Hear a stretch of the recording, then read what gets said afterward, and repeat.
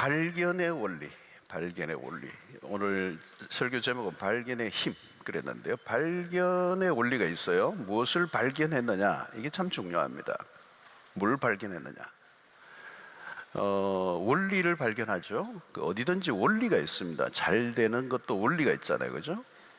성공한 사람들의 원리가 있죠. 성공할 수밖에 없는 원리들. 또 실패도 실패할 수밖에 없는 뭐가 있는 거죠. 그 차이입니다. 뭘 봤느냐. 어떤 사람은 자신의 재능을 발견한 사람들이 있어요. 자기 재능을 발견한 사람, 자기의 강점을 발견해내는 것. 자기에게 그 재능과 강점이 뭔지를 모르고 사는 사람들이 있죠. 사실은 교육은 그 재능을 발견하게 해주는 것이죠. 또 생활의 지혜를 발견하는 것도 있겠죠. 어떤 생활의 지혜를 발견하면 훨씬 더 효과적이고 훨씬 더 생산적인 삶을 살 수 있다. 그걸 다 발견하는 것입니다. 다른 사람은 모르는데 그걸 발견한 사람이 있는 거죠. 그것이 훨씬 더 이제 파워풀한 삶을 살게 되는 거예요. 발견하다, 이 말이 여러분 우리가 유명한 유레카죠. 유레카. 이게 이제 그릭 말이죠. 유레카. 나는 찾았다, 발견했다, 신봤다. 우리말로는 신봤다를. 중요한 것은 뭐냐면 내가 뭘 발견했느냐의 문제입니다. 오늘 이 본문의 비유는 잘 알려져 있는데 예수님이 직접 하신 천국의 비유예요. 천국의 비유. 자, 고대 사회는 자신의 이 재산, 보화를 이렇게 땅에 묻어두는 일들이 많았습니다. 요즘처럼 은행이 없었으니까. 은행이 있으면 은행에 맡길 텐데, 이렇게 자기의 재산을 보호할 수 있는 그런 국가적인 이런 치안, 이런 게 없었던 시대죠. 그러니까 각 개인이 자기의 재산을 보호해야 되는 그런 시대. 그런 시대는 자칫 잘못 가지고 있으면 강도가 오면 다 빼앗겨 버리잖아요. 그러니까 이제 땅에 이제 묻어두는 거죠. 땅에 묻어뒀던 일들을 오늘 여기는 밭에 묻어뒀다. 자, 그런데 오늘 얘기해 보면 그 밭에 묻어뒀는데 이게 묻어뒀는데 그냥 그 주인이 죽게 되는 경우도 있고, 또 아니면 뭐 오랜 세월이 흐르면서 잊어버릴 수도 있고, 잊혀진 채로 지나갈 수도 있고, 그런 것입니다. 그런데 오늘 이 본문에 이제 예수님의 비유에 보면 이 사람이 어떻게 그 밭의 보화를 발견한 것인지는 잘 알 수가 없어요. 중요한 것은 보화가 감춰진 상태로 있었는데 어떤 사람이 그 보화를 발견했다는 겁니다. 발견했다. 이 핵심은 무엇입니까? 누가 발견을 했느냐는 것입니다. 그 보화가 밭에 묻혀 있었다면 아무 의미가 없어요. 그냥 묻혀 있으면 묻혀 있은 걸로 끝나는데, 중요한 것은 이 보화란 발견한 사람에게만 의미가 있는 것입니다. 발견한 의미. 똑같이 보았는데 전혀 다른 반응을 일으키는데 한 사람은 본 거예요. 근데 한 사람은 못 보고 지나간 것입니다.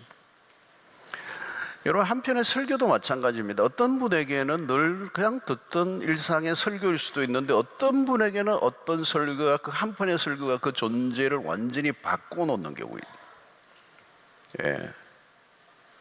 그 말씀이 유독 그날 자신의 인생을 완전히 사로잡는 거예요. 그 존재가 막 떨리는 거예요. 영혼이 막 사로잡히고, 그러니까 그 진리가 그날 그 사람에게 그 삶에 깊숙하게 밀고 들어간 거예요. 뭐 그건 설교자가 한 게 아니고 그 진리와 그 사람의 존재가 딱 만나는 날인 거예요. 그러니까 내가 그 말씀 앞에 전 존재가 반응하는 거죠. 그러면서 무슨 마음이 드느냐면 진짜 너무 행복한 거예요. 와, 내가 이걸 깨닫다니, 내가 이걸 알게 되다니. 이런 경험이에요. 이런 경험.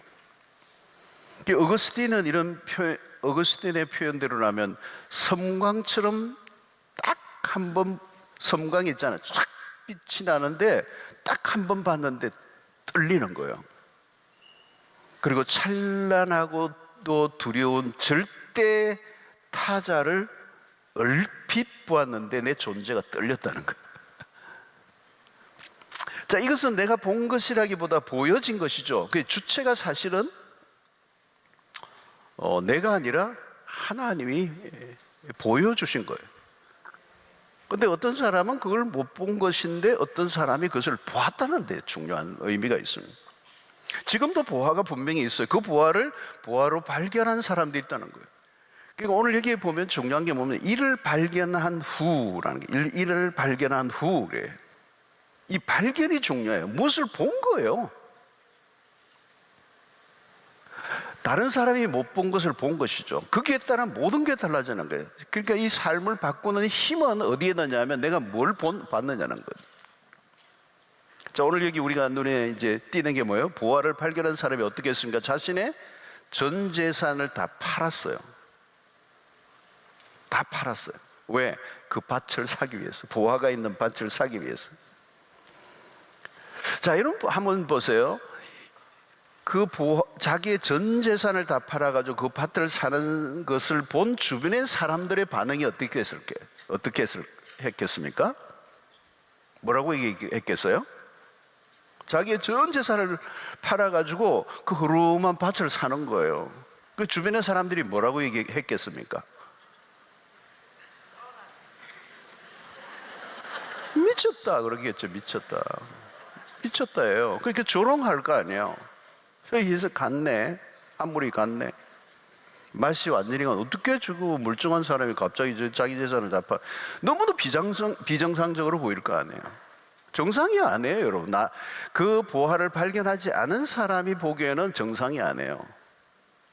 그 자기의 전 재산을 팔 만큼 그게 가치 있는 땅으로 안 보이잖아요. 그런데 이 사람은 보화를 발견하기 때문에 그 보화 때문에 어떤 것을 대가를 지불해도 이 밭을 사겠다는 마음이 생겼단 말이죠. 그러니까 보화를 발견한 사람과 아닌 사람은 전혀 다른 거예요. 보화를 발견하지 않은 사람들의 주변의 사람들은 미쳤다는 거예요. 미쳤다. 그러니까 여러분, 우리가 예수를 믿어도 마찬가지. 예수를 진짜 만난 사람들은 주변의 사람들에게 이 얘기를 딱 한 번은 들어봤어야 돼요. 너 미쳤지. 안 들어본 사람 손들지 마시고 마음으로 미쳤지 들어야 돼요, 여러분. 너 정상이 아니네. 이 얘기를 한 번쯤 들어봤어야 돼요. 그 얘기를 들어본 사람이 정상적인 그리스도인이에요. 여러분, 자기 소유를 다 판 사람은 어땠어요? 이 판 사람은 무슨 소리를 하든 상관없어요. 조롱도 하고 미쳤다고 그러는데 미소를 착 띄는 거예요. 나만 아는 게 있는 거죠. 싱글벙글해요. 이전에 보던 얼굴과 달라요. 그렇게 기뻐할 수가, 삶의 태도가 완전히 바뀌어 있는 거거든요. 여러분, 이 지금 파는데 억지로 파는 게 아니잖아요. 이건 자기가 자발적으로 파는 거잖아요. 강요가 아니에요. 기꺼이, 너무도 기뻐해서. 애매한 태도가 아닙니다. 너무도 적극적이죠. 미련 없이 팔아요. 남들이 보기에는 미친 짓인데 당사자는 기쁨이 넘치고 있다는 거예요. 손해본다는 마음이 조금이라도 든다면 기쁨이 있을 리가 없어요. 이 기뻐했다는 이 말은, 기뻐하며 돌아갔다는 이 표현은 굉장히 중요한 의미가 있어요. 그런 기뻐하며 돌아갔다, 집으로. 왜? 재산을 빨리 팔려고. 그 이유는 보화를 발견했기 때문이라는 거예요. 여러분, 이 예수 믿는 우리 교회를 다니는 분들도 두 부류예요. 여러분, 자세히 보면 두 부류예요. 어떤 사람은요, 늘 기쁨이 넘쳐요. 기쁨이라는 게 굉장히 중요한 겁니다, 여러분. 기쁨. 이 보화를 발견하고 난 이 기쁨이거든요. 그냥 기쁨이 하는 게, 기뻐하라 해서 기뻐할 수 있는 게 아니잖아요, 여러분. 늘 기뻐하는 거예요, 기뻐하는 거. 어떤 사람은 근데 기쁨이 별로 없어요, 기쁨이. 근데 기뻐하는 사람은 뭐 이래도 기쁘고 저래도 기쁘고 뭐 좀 손해봐도 기쁘고 억울해도 기쁘고. 왜? 내가 발견한 게 너무 크니까. 이것으로 인하여 나에게 주어는 기쁨이 너무 크니까. 아마 좀 사람들로 인해서 좀 시달려도 그게 상관없어요. 왜? 내가 발견한 이 자체가 나를 압도하고 있기 때문에 기쁨이 있는 거예요. 근데 어떤 분들은요, 약간 소극적이에요. 헌신을 하긴 하는데 겨우 하는 거예요. 교육자들이 약간 부탁을 할까 말까 고민하게 하는 얼굴이 있어요.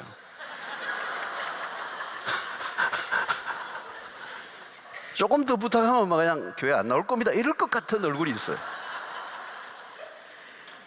약간 화가 나 있는 거예요. 화가 나 있는 거예요. 그러니까 뭐를 하기는 하는데 비자발적이에요. 자발적이지 않아요. 그게 의례적 그리스도인이죠. 여러분, 진짜 부활을 발견하는 사람은 무슨 일이 일어나도 기쁜 것이죠. 왜? 자신이 발견한 부활로 인하여 찾아온 기쁨을 지울 만한 게 없기 때문에. 그 기쁨을 억누를 만한 게 없다는 거예요. 죽을 일이 있어도 낙심하지 않는 것은 부활이 있잖아요, 여러분. 이 복음이 있잖아요, 복음. 그래서 부활을 발견한 사람은 한마디로 미친 사람이에요. 안 미쳤다면 아직 발견한 게 아니에요, 사실은. 여러분, 부활을 발견한 사람에게 일어난 정상이 있습니다. 이건 이전과 전혀 다른 삶이 펼쳐진다는 거예요. 그래서 오늘 우리가 눈에 이제 주목해야 될 건 뭐냐면, 진짜를 발견했다면, 부활을 발견했다면 반드시 일어날 반응이 있는데, 그게 뭐냐면 그 부활을 사기 위해서 자기의 것을 대가를 지불하는 사람입니다. 그게 뭐예요? 자기의 소유를 다 팔았다는 거예요. 일부를 판 게 아닙니다. 오늘 이런 본문 보세요. 다 팔았어요. 부동산 일부를 안 해요. 적금 깬 정도가 아니라 소유를 다 팔아. 이것은 다르죠, 여러분. 아깝지 않다는 거죠. 아까운 마음이 들잖아요.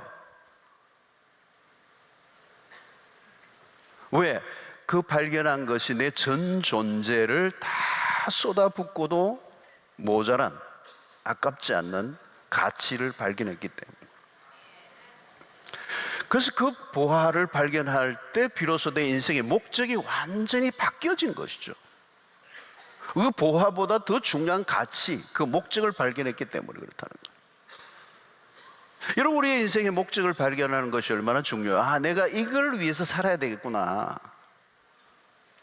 이걸 위해서라면 내 모든 것 다 바쳐도 후회가 없겠네라고 하는 이 마음이 찾아올 때, 그게 진짜를 발견한 거 아니겠어요? 여러분, 이 부활을 발견한 것은 인생의 목적을 발견한 것과 똑같아요. 목적을 발견하면 살아나는 거예요. 얼굴에 빛이 나는 거잖아요. 여러분의 사람들이 오늘날 공허해지죠? 목적을 아직 발견하지 못했으니까. 여러분, 도박을 하는 사람들이요, 돈 때문에 도박을 하는 게 아니에요. 도박 전문가가 그러더라고요. 중독에 대한 전문가가 그러더라고요. 중독에 빠진 사람 다 마찬가지. 마약도 마찬가지. 마약이 좋아서 마약에 손을 댄 게 아니에요. 인생이 너무 공허한 거예요. 네, 뭔가가 허전한 거, 안 채워지는 거예요. 삶의 목적을 발견하지 못하면 공허함이 막 밀려오는 거잖아요, 여러분.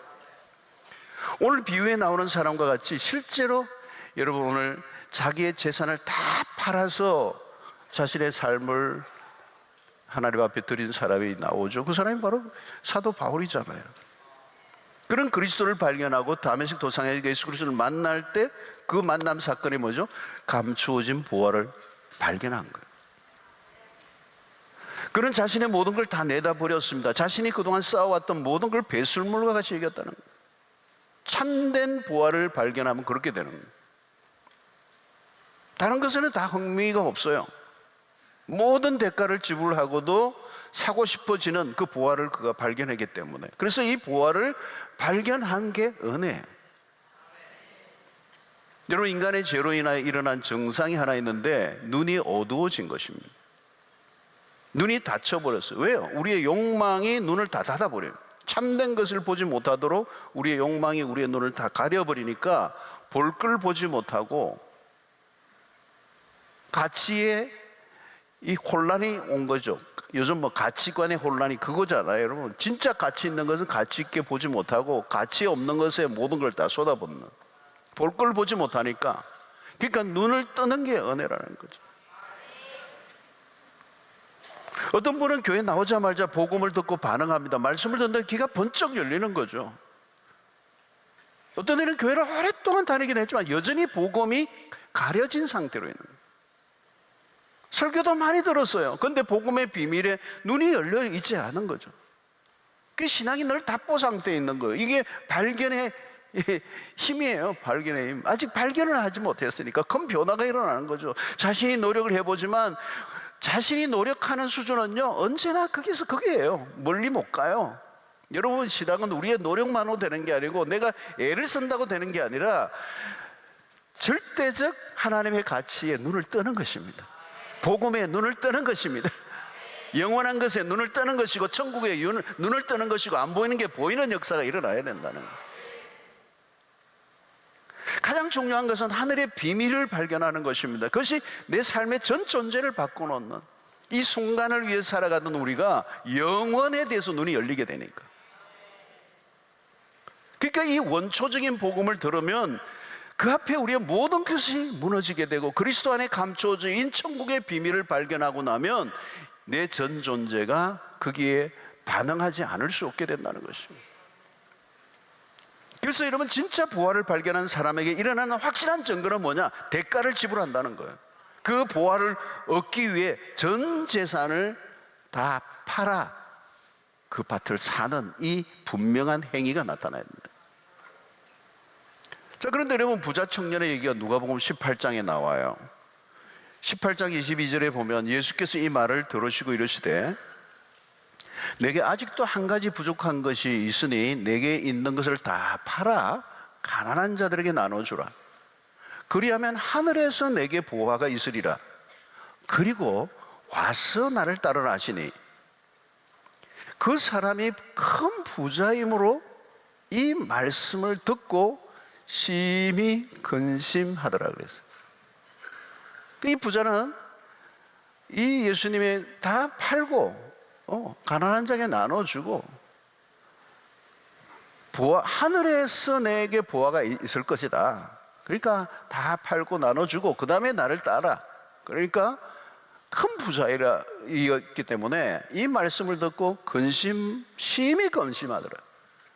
심히 근심하고 그냥 떠난 거예요. 예수님의 이 말씀을 듣고 감당이 안 되니까 떠난 거예요. 떠나서 지금 아직도 돌아오지 않았어요. 자, 이 부자의 문제는 뭡니까? 어려서부터 계명들을 다 지켰다는 거예요. 이 정도면 상당한 사람이에요. 상당한 신이. 결코 우리가 쉽게 만날 수 없는 대단한 사람이에요. 그런데 주님은 그 사람에게, 부자에게 내게 있는 것을 다 팔아 가난한 자들에게 나눠줘. 그 다음에 나를 따르라는 거죠. 그 예수님은 이 사람의 핵심이 뭔가를 정확하게 알고 계신 거예요. 이게 부자의 반응에 우리가 주목해야 해요. 큰 부자이므로. 그 자신의 큰 재산을 다 팔아 가난한 사람들에게 나눠줄 용기가 없었어요. 자, 그것은 무엇을 말하는 겁니까? 그는 자신의 재산보다 더 큰 위에 있는 가치를 아직 보지 못했기 때문이에요. 그는 자신이 가진 거대한 부에 빠져 있는 겁니다. 그가 가진 부보다 더 큰 게 있다는 걸 알지 못해요. 그에게는 부가 최고의 가치였어요. 그러니까 왜 근심을 하는 겁니까? 두 사이 중에서 근심을 하는 거예요. 부를 가진 것을 포기할 수도 없고 동시에 영생도 얻고 싶은 거예요. 여러분, 이것은 아직 진짜를 발견하지 못한 상태입니다. 근심한다는 것은 두 가지를 붙들고 있을 때 찾아오는 현상이에요. 둘 다 포기하고 싶지 않은 거죠. 세상도 천국도 포기하고 싶지 않은 거예요. 이중 플레이를 하는 거예요. 이런 부류가 생각보다 많다는 거예요. 여러분, 대부분의 사람들의 모습입니다. 진정한 부활을 찾지 못한 사람들은 지금 자신이 가진 것을 부활로 여기며 살아갑니다. 큰 부자라는 걸 뭘까요? 많은 걸 가진 사람이에요. 소유가 주는 이 만족의 한계를 지금 보여주고 있는 것입니다. 그런 많은 재산을 가지고 있지만 무엇인가를 찾고 있어요? 찾고는 있지만 예수님 말씀 앞에 그런 결단하지 못하는 것이. 왜요? 그런 진정한 것을 보지 못한 사람. 그런데 비교를 할 수 있는 또 다른 한 사람이 있습니다. 그 사람이 누구냐면 누가복음 19장에 나오는 삭개오라는 사람이에요. 그런 세리장입니다. 이 세리장이라는 말은 뭐냐면 그런 민족의 자기 동족으로부터 조롱을 받는 한이 있어도 나는 돈을 위해 살겠다는 사람이에요. 매국노 소리를 들으면서도 돈을 이렇게 쌓기 위해서 자신의 모든 것을 투자한 사람입니다. 그러니까 이 삭개오는 돈을 추구하는 사람이에요. 돈이면 다 된다고 생각했던 사람이에요. 근데 갈증이 일어난 거예요. 갈증. 희한하게 돈을 추구하고 돈을 쌓았는데 갈증이 생기는 거예요. 어느 순간 예수님이 그 말을 지나간다는 소리를 듣고 예수님을 만나고 싶은 마음이 일어났어요. 그리고 예수님을 만나기 위해서 동네 어귀로 갔습니다. 근데 놀라운 것은 키가 작아서 예수님을 볼 수 없어서 돌 감람나무 위로 올라가는데 올라가는 순간 예수님이 먼저 삭개오 이름을 불러요. 삭개오야 그래요. 그러니까 이 말은 뭐냐면 사실은 삭개오가 예수님을 만나러 간 것 같지만 예수님이 삭개오를 만나러 그곳에 가신 거예요. 삭개오가 예수님을 만나게 됩니다. 그리고 놀라운 고백을 하나요. 내 소유의 절반을 가난한 자에게 나누어 주겠습니다. 만일 누구의 것을 속여서 빼앗은 게 있으면 4배로 갚겠습니다. 근데 그가 가지고 있는 것은 대부분 남의 것을 속여서 빼앗은 것일 가능성이 높아요. 이 세리장이. 그러면 이 말은 뭐냐면 자기의 있는 모든 재산을 다 내어놓겠다는 말이에요. 같아요. 자, 이것을 통해 우리에게 보여주는 건 뭘까요? 삭개오가 예수님을 확실하게 만났다는 거예요. 그 만남을 통하여 자신의 인생에 변화가 일어나는데 그 변화의 확실함이 뭐예요? 자기의 전 재산을 내어놓은 것으로 나타난다. 그때 예수님이 삭개오에게 하신 말씀이 뭐냐면 내 집에 구원이 이르렀다 그랬어요. 구원이 뭘까요, 여러분? 우리를 붙잡고 있는 예수 그리스도를 만나기 이전에 내 삶에 붙잡고 있던 내가 의지하던 나의 든든한 의지가 될 만한 것들을 다 내려놓을 때 주어지는, 그가 붙들고 있던 것들, 돈, 그것으로부터 자유를 얻었다는 거예요. 너는 이제 더 이상 그런 것에 매여 살지 않아도 된다는 거예요. 그동안 너를 사로잡고 있던 것으로부터 너가 자유를 얻었다는 거예요. 내 집에 구원이 이르렀다는 거예요. 이제는 예수 그리스도만이 진정한 너의 의지가 될 수 있다는 것을 말씀하시는 거예요. 여러분, 예수를 만나자 돈이 더 이상 자신에게 중요하지 한 것이 아니라는 걸 깨닫게 된 거예요. 예수를 발견하기 전까지는 이 절대 가치인 예수를 만나기 전에는 돈이 전부였어요. 돈이 자신의 인생을 지켜줄 줄 알았던 거잖아요. 오늘날 여러분 많은 사람들이 그렇게 살고 있어요. 그게 환상이고 착각인데 이 돈이, 내가 쌓아온 이게, 권력이 내 삶을 지지해주고 받쳐주고 의지가 될 수 있을 것이라고 생각하는 거예요.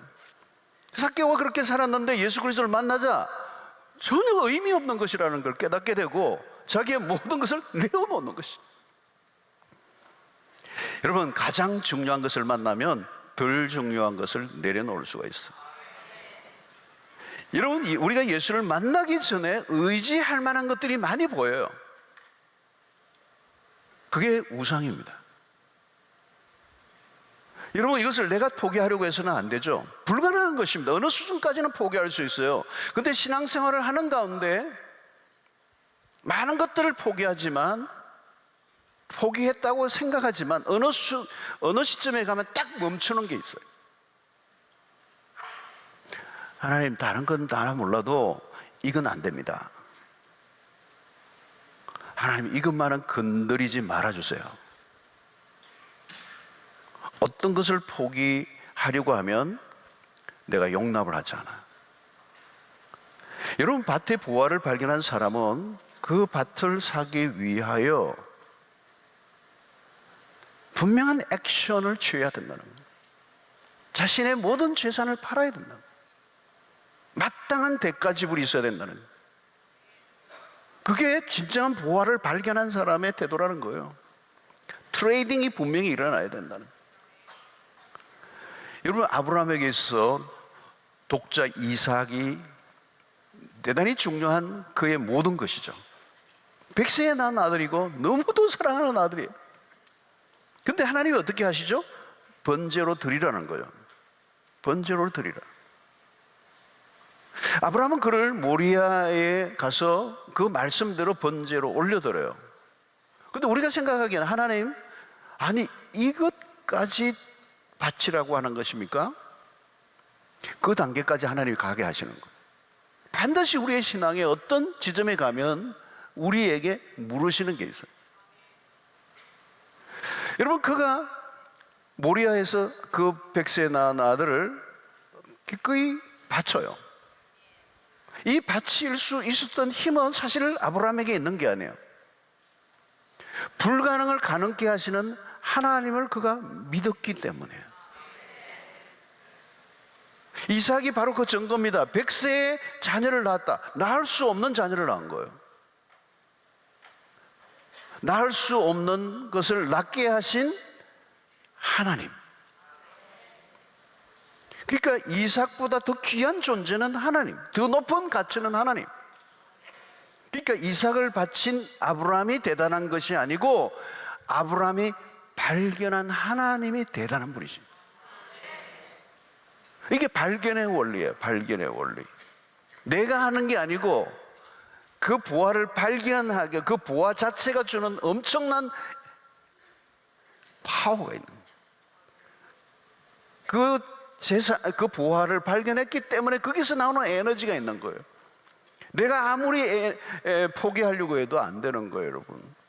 만약에 아브라함이 창세기 22장에 아브라함이 이 하나님을 알아가고 그가 만나지 않았다면 그건 포기할 수 없었죠, 여러분. 오늘 여러분, 우리가 이 본문 속에 매우 중요한 자신의 소유를 다 팔아라고 하는 거예요. 보화를 발견한 사람들에게만 가능한 일. 보화를 발견한 사람에게는 자기의 전 재산을 파는 게 어려운 게 아니라는 거예요. 더 큰 보화를 얻기 위해 상대적으로 낮은 것을 포기하는 게 무슨 어려운 거예요. 자신의 재산을 팔 수 있게 하는 힘이 자신에게서 나온 게 아니에요. 여러분, 우리가 헌신을 한다 할지라도, 희생을 한다 할지라도 그게 우리에게서 나올 수 있는 힘이 아니에요. 선교지에 가서 일평생을 바치는 것도 그게 내 신앙으로 하는 게 아니에요, 여러분.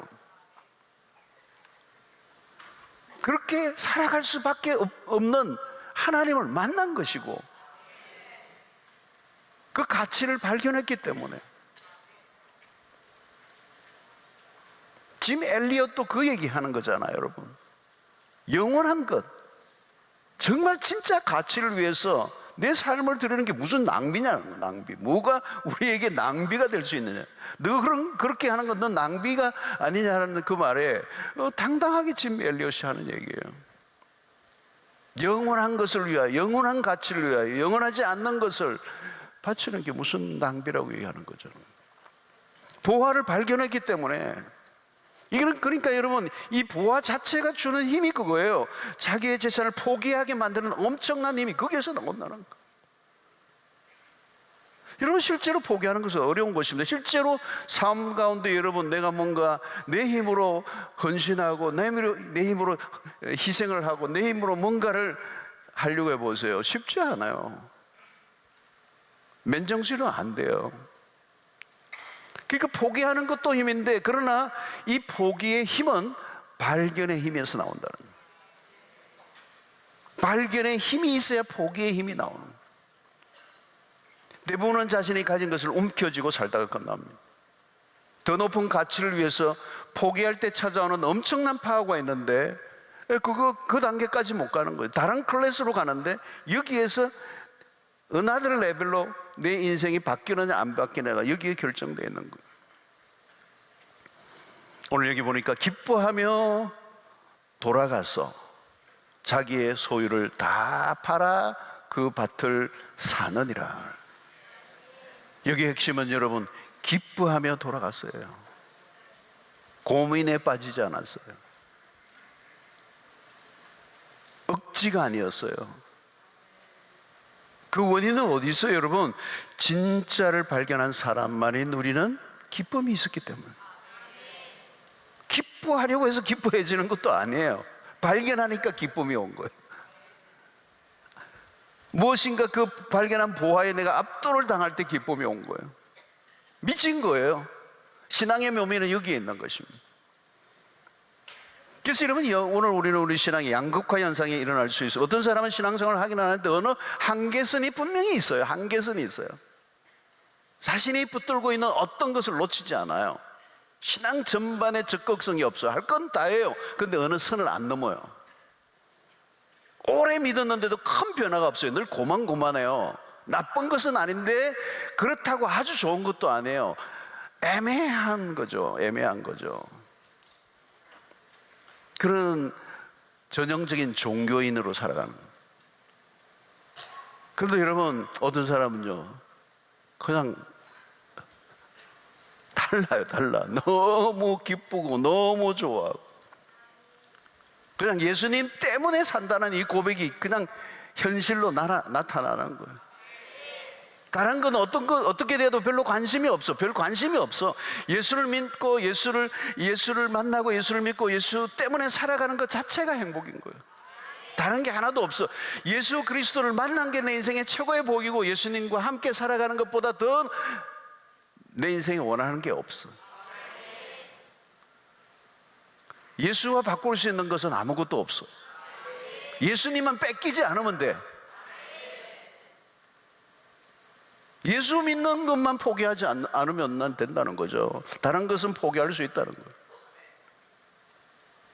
예수와 비교할 수 있는 것은 아무것도 없다.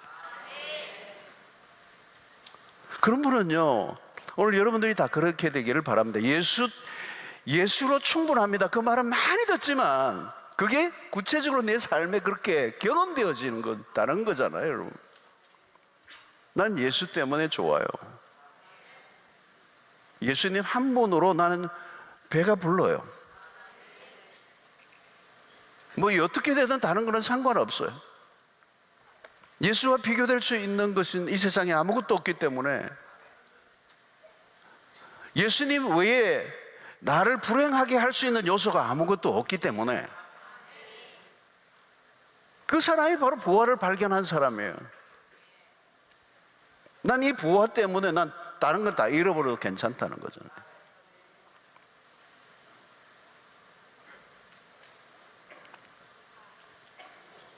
여러분, 우리가 이 부활을 발견한 사람들이 이 기쁨이 너무도 크기 때문에 이런 것에 대한 아쉬움이나 포기로 인하여 오는 고통을 훨씬 더 능가하는 기쁨이 나에게 있기 때문에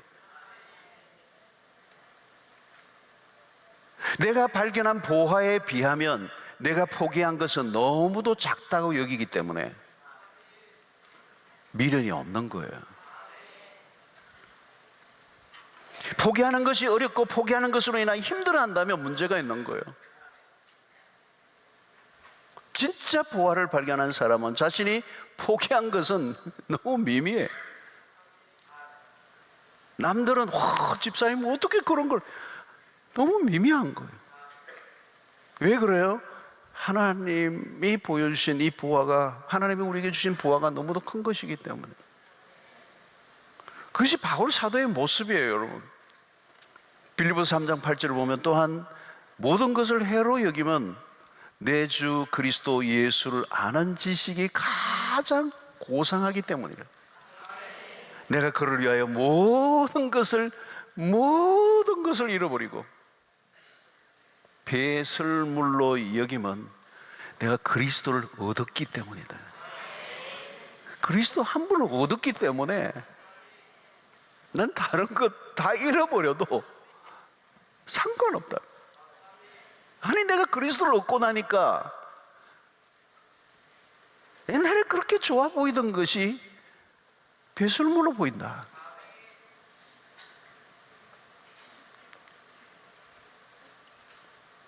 그러니까 내려놓는다가 아니에요. 포기한다가 아니에요. 배설물로 여겨지는데요. 여러분 뭐 화장실에서 볼 보시고 난 다음에 내가 포기했어 이러시는 분 없잖아요. 뭘 포기해. 포기는 미련 없이 그냥 보내는 거지. 그걸 포기했다고 생각하지 않잖아요. 여러분 우리가 포기했다는 말은 그 세상의 것들에 대한 그 가치를 아직도 붙잡고 있기 때문에 포기라고 생각하는 거지, 그리스도를 진정으로 발견한 사람이라면 nothing, 아무것도 안 해요. 그냥 미련 없이 떠나보내는 거예요. 그러니까 바울은 여러분 자신의 모든 걸 다 팔아서 밭에 묻혀 있는 그 밭을 산 거예요. 바울은 예수 그리스도를 발견했습니다. 그래서 빌립보서 3장 9절에 이렇게 얘기하죠. 그 안에서 발견되려 함이니 그랬어요. 내가 가진 의는 율법에서 난 것이 아니요 오직 그리스도를 믿음으로 말미암는 것이니 곧 믿음으로 하나님께로부터 난 의라. 그 보화를 발견할 때 무슨 일이 일어납니까? 삶의 목적이 분명해진 거잖아요. 여러분 삶의 목적이 분명해지는 게 이게 너무 중요해요. 이제 살아도 주를 위해서 죽어도 주를 위해서 사는 이 생사관이 분명하게 잡히는 거. 그 보화를 발견할 때 찾아오는 이 삶의 목적이 분명할 때 그 목적에서 뭐가 나오죠? 삶의 에너지가 나오는 거예요. 에너지가 나오는 거예요. 여러분 엄청난 에너지가 쏟아져 나와요. 그러니까 바울 보세요. 여러분 그 바울의 에너지가 엄청나잖아요. 여러분 교통도 불편한 때에 오늘날 같이 이렇게 막 도로가 막 잘 닦여진 때도 아니고 강도 위험도 있고 동족의 위험도 있고, 근데 아무도 못 말리잖아요. 나의 달려갈 길과 주 예수께 받은 사명 곧 그 은혜의 복음을 증거하는 다음에 내 생명도 조금도 귀한 것으로 여기지 않는다 하면 전력 질주하잖아요. 그 에너지가 어디서 나와요? 자신의 삶의 목적과 방향이 쫙 크해진 거죠. 여러분 이 세상에서도 에너지가 나오죠. 우리가 돈을 번다 그러면 돈을 더블로 준다 그러면 막 새벽에도 일어나죠. 그죠? 돈 좀 더 준다 하면 밤도 새우죠. 그 에너지가 나와요. 그러면 근데 여러분 그건 오래 못 가는 거예요. 권력을 제공한다 그러면 그냥 열심히 죽을 똥 살 똥 충성하죠. 그냥 일시적인 거예요.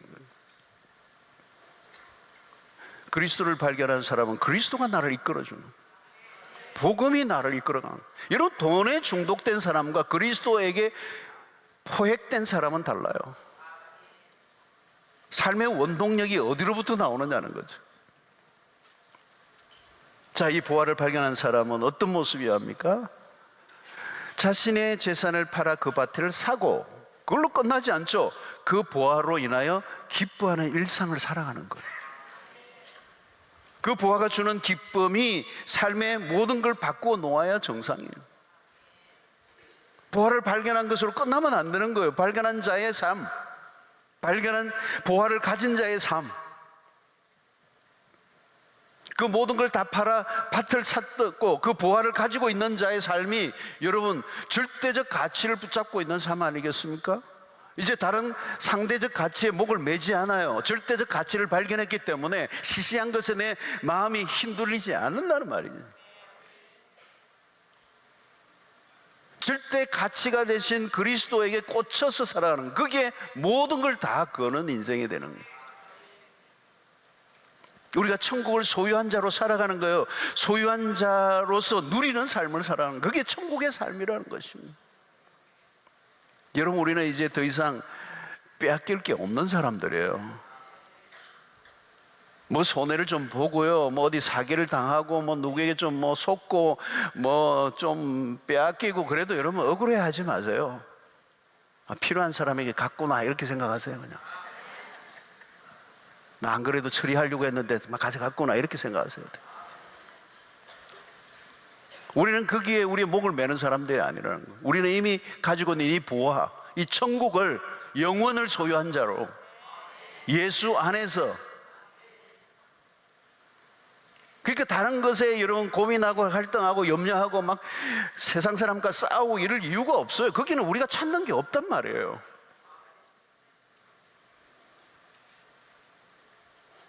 밭의 보화를 발견한 사람은 어느 순간 그의 눈에 띈 거죠.